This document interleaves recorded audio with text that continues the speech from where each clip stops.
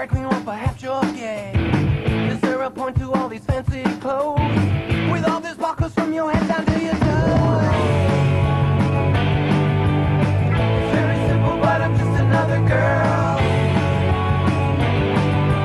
It's not so easy, but I'm giving it a whirl.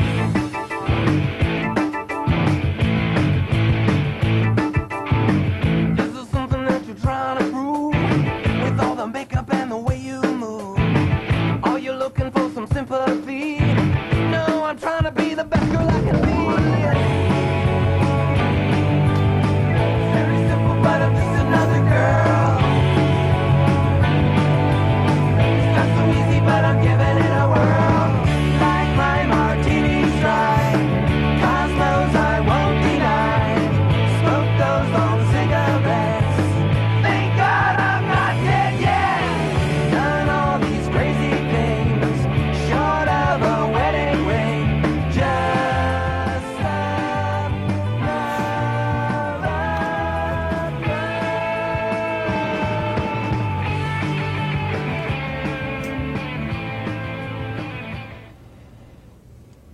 Good evening. I'm Costa Solon, and this is nlCTrans. Thanks for joining us tonight.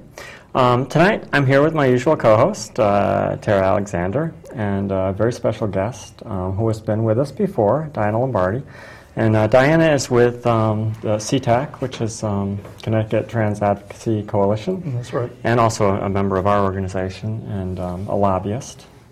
Well, not really a lobbyist. Well, Activist? Activist? Activist, Okay. yes. And certainly we're going to pick your brain a bit tonight about the upcoming legislation and pretty much anything else that's on your mind. And obviously we have a lot of upcoming events that we need to talk about.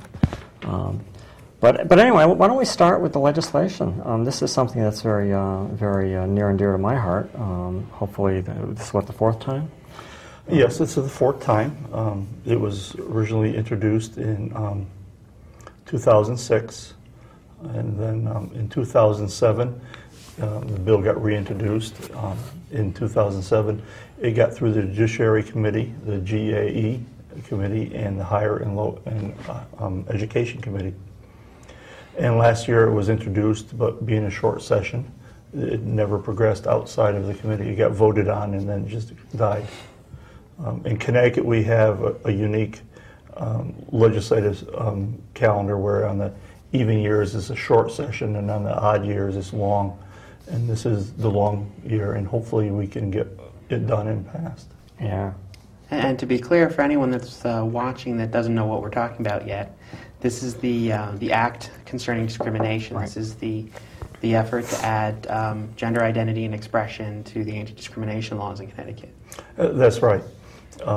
It was introduced in January by the Judiciary Committee, and we expect a hearing to come up sometime towards the end of March, because they all have to be done by April 6th. I believe that's the date that they have to file their reports.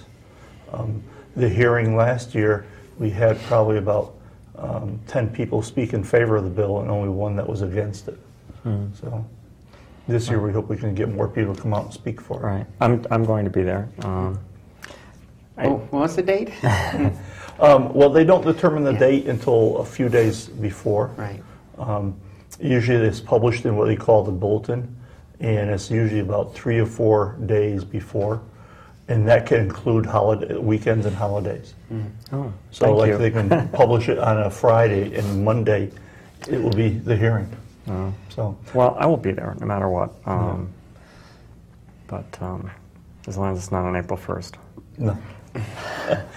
But yes, I'm going to be there. I think Stacy mentioned that she might try to do that as well. Yeah. And that will be fun. Our 3-minute testimony. Yes, it's fun. It's just bring a good book to read, because usually you have to sit there for a long time. And Sit there all day for your 3 minutes. well, what you do is when you first get there, you go up to the clerk's office and you draw a number, and that determines the order you speak. And if you're lucky, you pull 10, 12. Last year I pulled, I think, 33. and I was there till 5 o'clock at night. So they're taking testimony on lots of different bills during that period. Yes, they don't just hear on one. From what I understand, we're going to be probably having some few other bills, like on condominiums, rules and stuff like that. But, and this is a House hearing, right? This is a House bill currently. no, it's a joint favorable. It's a joint bill? Yeah, it's a joint bill. Well, it's a joint hearing. It's a joint hearing.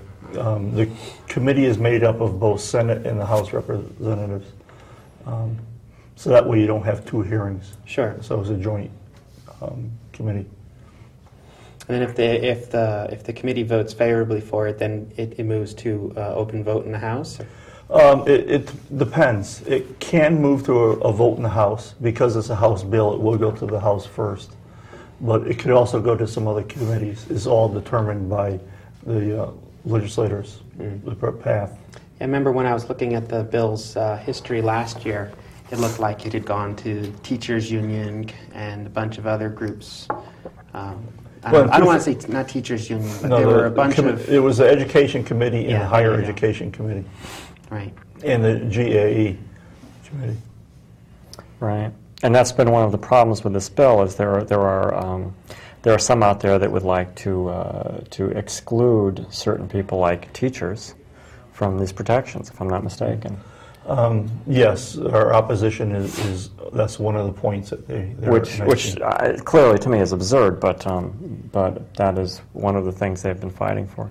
Yeah. And you know, if you try to ban teachers, what are you teaching the kids? That's all right to discriminate. exactly. But if you allow teachers to transition, then what you're teaching is an education moment where you can talk about diversity. That's right. And how it's okay to accept people who are different. Yeah. And that's one of those things that always messes with me. This idea that it's not okay to discriminate except in certain cases. It's sort of like there's something really bizarre about that. You know, it's like maybe we ought to take a look and see what the definition of discrimination is. You know, because it's just crazy. Well, and it seems like it's even an opportunity for the folks that aren't real supportive because. You know, if your kid's going to school at an institution or at a local school system where there is a transgender teacher, here's the opportunity for you to sit down and talk to your kids about something that you may not approve of. Right.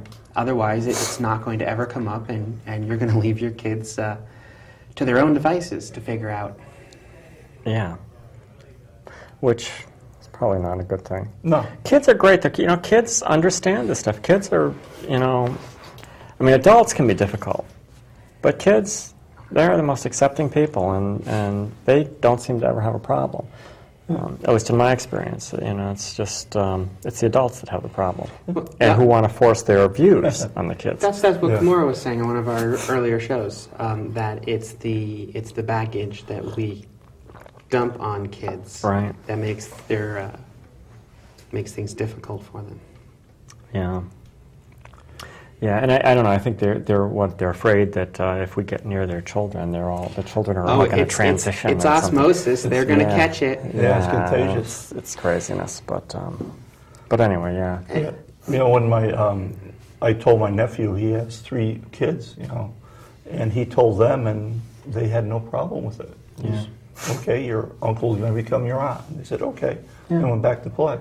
Exactly. I have a grandson who is now 12, but who was 8 at the time, and he didn't have a problem. As soon as he realized that he wasn't in trouble, and that what I wanted it's not his fault. It's like once I talked to him and said, no, what I want to talk to you about is me. You're not in trouble. It was fine after that, and it's like I told him. And